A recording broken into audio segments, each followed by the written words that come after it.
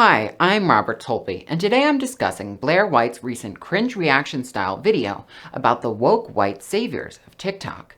The video demonstrates how the term white savior was appropriated by those who deny systemic injustice to dismiss any race-related criticisms that come from a white person as a tool to distance themselves from their woke beliefs. So let's talk about that, shall we? There I was, perusing my YouTube homepage at 3 a.m., and guess what shows up on it? A video titled The Woke White Saviors of TikTok, made by someone named Blaire White. Being familiar with Miss White's content, I knew the video would be terrible, so naturally I clicked on it and was greeted with this. All hail black women. I am racist. Oh my god, he just said he's racist. It shouldn't be this hard, you guys. So these are the subjects of the video, and she thinks these woke white saviors, as she calls them, are a plague on all of the land. Those are quite strong words, but are they true? Are these people really all that bad, and are they really white saviors? What is a white savior anyways? Alexa, what is a white savior? According to Wikipedia, the term white savior, sometimes combined with savior complex to write white savior complex, refers to a white person who provides help to non-white people in a self-serving manner. It seems we have conflicting information here. Off-brand Skynet says white saviors are white folks who directly help non-white folks in a way that is self-serving, while Blaire says they're cringy white people who feel guilty about their very existence on this planet. Who's right? Let's find out. Although the idea of a white savior can be traced all the way back to Rudyard Kipling's White Man's Burden, which was a terrible poem proclaiming how it's a white person's duty to care for non-whites by colonizing them, it appears that the term itself really didn't appear in popular usage until 2012, when it was coined by Nigerian-American writer Teju Cole, after watching a then-viral documentary that everyone forgot about, which encouraged millions of people to save Africa from some scary guy or something. Cole made a series of tweets discussing what he called the white savior industrial complex. He defines a white savior as a hypocrite who makes a show of caring for underprivileged people of color, all while profiting off their misfortune. Instead of elaborating on the definition, I'll give you an example of the kind of thing Cole talks about. In a partnership with the nonprofit organization Comic Relief Inc., Ed Sheeran flew to the poorest, most underserved community in Liberia his team could find, a year after Ebola ravaged the area. In fact, it's abundantly clear the film crew just wanted a couple shots of the lucky leprechaun man nodding all doe-eyed, as a Liberian girl described a horrible event that happened to her. These kinds of campaigns are designed to guilt rich white people into giving a nonprofit money. But does Ed Sheeran's participation in it make him a white savior? I'll leave that up to you, but you can see how his actions are self-serving, and that they not only make him seem virtuous, but they reassure privileged white people that they must remain wealthy and in power in order to be able to donate their money and save underprivileged people of color. Thus, we have learned what a white savior is in the traditional sense. It's a person who goes to the poorest parts of the world, prototypically a place in Africa, to take selfies holding brown or black babies for their Instagram story, and then go back home feeling like they have tended to the burdens that come with being rich and white in an inherently unequal world. So, where does all that leave these woke white TikTokers, and what are their motives? Well, Blaire's beliefs are as follows.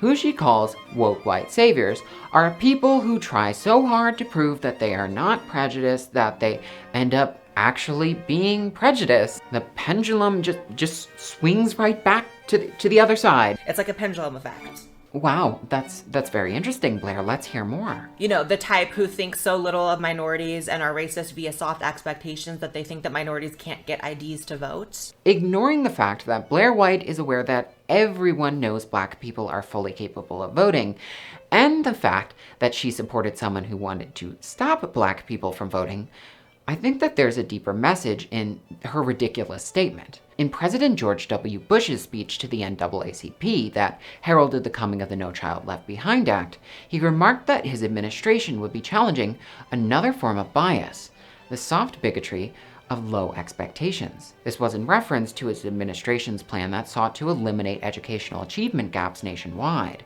What Bush calls the soft bigotry of low expectations is the alleged bigotry in expecting achievement gaps along socioeconomic and racial lines, and that this form of bigotry itself was the cause of said achievement gaps. But we all know that this inequality is not caused by the mere expectation of it. There are sinister forces at play. We only expect there to be inequality because there is a history of it. But Bush doesn't recognize that, and neither does Blaire White. Their proposed solution to solving the problem of racial injustice is to ignore the problem and call everyone who doesn't ignore the problem a bigot. How does someone combat racial injustice without recognizing it? Well, in her video, Blaire gives an excellent suggestion on how to combat racism. The key in life is just treating people like you're equals. That's it. So her solution to fix more than 400 years of racial injustice in the United States is to be colorblind. Do not care if someone's skin is black, white, polka-dotted, houndstooth patterned. The problem with that idealistic solution is that even if everyone was colorblind tomorrow, our country would be left in shambles, as the systems put in place in the past would still be there. And I don't think that pretending we can live in a fairy tale world without prejudice, which is effectively what Blaire is proposing, is the right solution to dismantle these systems. So if she wants us to ignore the problem, what about the people who don't? The kinds of people in these TikTok videos? Well, those people are deemed woke white saviors by Miss Blaire White, despite the fact that they aren't white saviors in the original sense of the term. This is a great example of how language popularized by black people is frequently appropriated and stripped of its original meaning to fit an anti-black agenda. In this case, Blaire took a term originated by a black man that he used to describe hypocritical white virtue signalers, and weaponized that term by redefining it in order to discredit anyone who believes that systemic injustice exists. Besides her misusing the word, however, her concept of a self-hating white savior seems, at least partially, true to life. The person in the beginning who claimed things like, "If you are white and live in America, you are an oppressor," certainly seems to fit that archetype. Blaire, of course, rejects this kind of thinking, and a lot of people are in the same boat as her. The idea that white skin alone makes you an oppressor seems dogmatic, as if being white is the ultimate original sin, and that even babies who dare to suckle on the breasts of their privileged white mothers must rot in purgatory for their crimes. Obviously, the statement that all white Americans are oppressors is rather polarizing, because nobody likes to be called an oppressor. The word itself implies that white people are tyrants that knowingly oppress others out of malice, and I don't think many white people think of themselves that way. The trouble is that most white people find it hard to recognize that they directly benefit from oppression, because most of the oppression they're involved in is indirect. Of course, there are plenty of deeply prejudiced white people that directly oppress non-white people, but to complicate things further, as Blaire said, there are a lot of issues in all directions. And while there's definitely a false equivalency in that statement, and I'm going to be guillotined for saying this, it would be naive to say that white people are the only people involved in the oppression of non-white people. America's white supremacist system recruits people of color with all their internalized prejudices into positions of power to aid in the oppression of non-white people. For example, think of how many black police officers there are in America, and how little their presence in law enforcement has changed how police treat black people. In an article published by the NGO Pew Trusts, Lorraine Ailith, communications manager with the activist organization Black Youth Project 100, explains the underlying issue perfectly. If the system is inherently anti-black, if the system is set up specifically to target our communities and oppress our people, regardless of what the officer looks like, regardless of what connection he has to the people he is locking up, he is still locking people up. So, because of the system put in place by dead old white people and upheld by living white people who look dead, everyone is knee-deep in a pile of garbage and put in a position where no matter what they do, like it or not, they are involved in the oppression of non-white people. But that idea is very much not aligned with woke leftist dogma, where a foundational principle of woke ideology is that there are the good people of color and their allies who are fighting in this war against oppressive white people, which is not necessarily the case. So Blaire correctly identifies some issues with the way leftist ideas are presented. I also think she has a point that a lot of white people do beat themselves up every day to an unhealthy extent about how white and awful they are. But why do people partake in this self-flagellation? Are they just into that kind of thing? If it doesn't make sense, then there must be some kind of rocks you're getting off, like, by doing it. Well, I theorize there might be some white guilt involved. And white guilt is largely a conservative idea that was designed to make white people feel like they are sissies for feeling bad about, I don't know, living on stolen land. And by stolen, I mean conquered. 19 minutes away from my house, in the middle of what is now an affluent suburban community, 700 indigenous Pequot people lost their lives to colonists in 1637 when their palisaded village was burned to the ground. And they just built all these homes just right on top of it. So, yeah, white guilt is probably a thing. But despite what Blaire White and others say, it's a valid emotion, and everyone has different ways of processing the fact that they've directly benefited from some pretty horrible things. I think the reason why people like Blaire are so angry at those who express their guilt is not solely that these people are, in many instances, tellers of inconvenient truths. It's that their guilt makes Blaire feel like they're positioning themselves as morally superior to her, which they kind of are, and she would have a lot of reasons to feel that way. Many of these activist types act very self-righteous when they pontificate to the conservative heathen in a way that feels like some form of proselytism. This is reflected in her conceptualization of the idea of a woke white savior, with savior having a hefty religious connotation. And the kind of woke savior she's concerned about seems less concerned with saving people of color and more concerned with saving white people from damnation. Some people have claimed that wokeness has become almost a religion of sorts, and now more than ever, there's a great deal of truth in that assessment. It's gotten to the point on social media where even Blaire White can't even scroll through her feed without people digitally going door to door like Jehovah's Witnesses trying to convert her. And nobody likes when Jehovah's Witnesses come knocking. So this begs the question, how do you tell people that they're horrible colonizers without telling them that they're horrible colonizers? Because while people might be going a little overboard in trying to convert them, it's probably a good thing for people to know.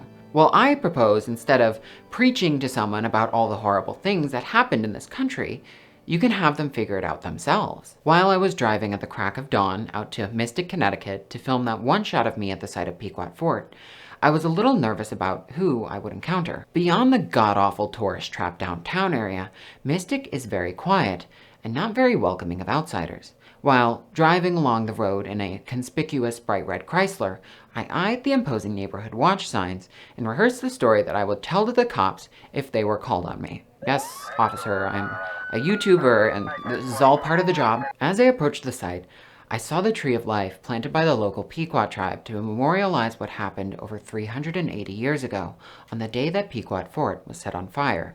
In that tree's place, up until 1996, a statue of John Mason, the man who ordered the burning of the fort, stood on top of the ashes of those people's village with a plaque underneath it commemorating the heroic achievements of him and his comrades who near this spot in 1637 overthrew the Pequot Indians and preserved the settlements from destruction.